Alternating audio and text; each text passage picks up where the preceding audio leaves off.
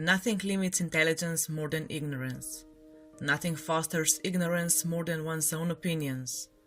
Nothing strengthens opinions more than refusing to look at reality. Shelley S. Tepper.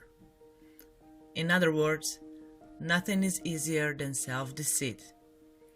If history has proven anything, it reveals that human beings are usually wrong about their beliefs. A lot of people have believed a lot of things that turned out to be wrong. Although we are highly adept at creating worldviews, we are incredibly less adept at realizing that we have made them. And we are even less adept at realizing that we are clinging to them. Beliefs don't change facts, but facts should change beliefs. The problem is that our conclusions about our beliefs are almost always exculpatory, even in the face of historic fallibility. The funny thing is, we know we are fallible species. We know we are prone to make mistakes. It is just excruciatingly difficult to admit to it, especially to each other.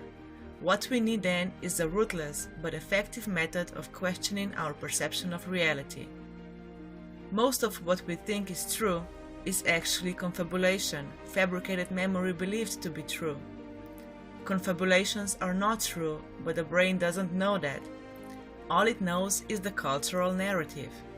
This narrative bias, supported by the conjunction fallacy, leads to confabulation. And what is the greatest confabulation of all? Our sense of self. It is just a story, like all other stories that we tell ourselves, a jumble of assumptions that come together to distinguish this from that, you from other, an internal locus of control created by our narrative bias. Like George Miller wrote, you don't experience thinking, you experience the result of thinking. But cognitive dissonance will almost always prevail, unless we have the perspicuity and inner courage to question our beliefs. Those who truly seek peace, who truly seek truth, do not separate themselves through belief, nationalism, or tradition. They do not belong to any religion, political party, or partial system. They are concerned only with the absolute understanding of the human condition. One way to transform black and white thinking into holistic thinking is to take things into consideration rather than believe in them. We live in a world that doesn't understand that boundaries can be transformed into horizons. Faith without doubt is spiritually myopic, leading to naive presumption, and doubt without faith is spiritually hyperopic, leading to the bondage of reason. Doing as others told me, I was blind. Coming when others called me, I was lost. Then I left everyone, myself as well. Then I found everyone, myself as well. Rumi. Faithful doubt, or doubtful faith, leads to the opening of the third eye and dissolves the opaque weight of heaven and hell, thereby freeing the spirit, not from anything, but for something. Therefore choose to be motivating, but not manipulated, to be useful, not used, to make changes, not excuses, to excel, not compete. Choose self-esteem over self-pity. I encourage you to get to know thyself in order to find your authentic self that is always true despite the role society tries to impose on. Like Thomas Merton wrote, in a world of tension and breakdown, it is necessary for there to be those who seek to integrate their inner lives, not by avoiding anguish and running away from problems, but by facing them in their naked reality, in their ordinariness. The primordial energy of nature is beyond good and evil. It doesn't correspond to human categories of right and wrong. It doesn't always follow our preconceptions of what is expected and proper. It doesn't really care about our human vows and concerns. However, it is crucial to understand that modern-day societies cannot stand real fundamental criticism. We are all spiritually dumb. The closest way we can ever get to being enlightened is simply to understand that we are naive to it. In an atonal world, we must oppose it in such a way that one compels it to tonalize itself. Slavoj Žižek. One amorally rebels, therefore morality exists. The charm of life exists precisely in its inconstancy. Between essence and appearance there is consciousness, there is oneness, existing in a delicate period of transcendence and immanence, a wonderful dance of higher awareness. But amorality is sacred, with the understanding that one must be amoral in order to transform immoral action into moral fortitude. One way of taking this immoral world seriously is to disrupt it amorally and then give it a moral form.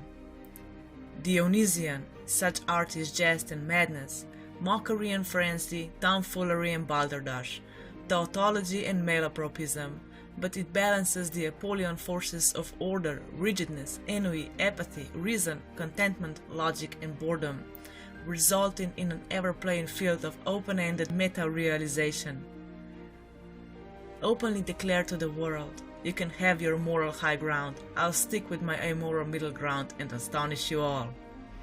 I encourage you to listen to your inner voice and not to the random opinions of others, although do take them into consideration as integral aspects of your doing. Choose to do things other won't, so you can continue doing things other cannot. Mix the sacred with the profane, and mock the religiosity that gets caught up at any point in between. Let go of certainty by understanding that the opposite of certainty isn't uncertainty, but openness, curiosity, and willing to embrace paradox rather than to choose sides. Question things profoundly, understanding that healthy skepticism is an open door for novelty and otherworldliness to come in. Practice the art of open-mindedness and consistently embrace the art of hypocrisy, understanding that we are all fallible creatures who are prone to mistakes and tend to be afraid of being wrong. Have no fear of being wrong. Have the courage to capitalize on your mistakes by making all stumbles, falls, or missteps a part of the overall sacred dance. Realize that only by throwing ourselves off our high horse, by diving off the pedestal, by laughing at what we before took so seriously, can we stretch ourselves into becoming. Think dialectically, stay open to the flow of thought from thesis to antithesis to synthesis to metathesis and back. Hone skills that pull light into dark and launch the grey into sparks that catch the fire to consciousness. Dare to be the tug-of-war rope between ought and not, balancing like Nietzsche's Übermensch. Except God is not dead, for we are all our own gods, creating and destroying the world through our own myth and art. Understand that reason operates in service to imagination, not vice versa.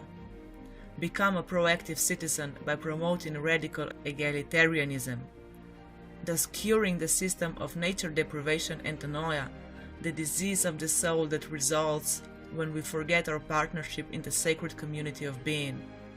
Understand that human beings have an innate need to expand consciousness and to experience direct relationship with the divine, and that spiritual empowerment is directly related to our nature deprivation, our systematic enslavement of each other, our bureaucratizing of the soul, and our misunderstanding of the fundamental interconnectedness of all things. At the end of the day, ego is the tool one uses to leverage the universe, and soul is the instrument you use to harmonize with the universe. As the ego deflates, a soul blossoms and assumes the interdependent state of eco-consciousness, subsuming cosmos. Two things fill the mind with ever new and increasing admiration and awe, the more often and steadily we reflect upon them: the starry heavens above me and the moral law within me.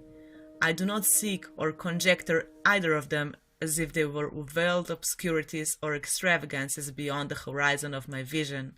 I see them before me and connect them immediately with the consciousness of my existence. Immanuel Kant. Humans fail, and failing means that sometimes we need to change. The goal is not to stick to the same old path, but to embrace the vicissitudes of life and to discover new paths and the courage it takes to adapt and overcome. Taking the universe into deep consideration, letting it be and then letting it go, is far superior to clinging to a belief and becoming stuck in a particular view. The highest wisdom lies in this type of counterintuitive detachment, in accepting that nothing remains the same and then being proactive about what it means to change. Thank you for watching. I hope you have a wonderful day.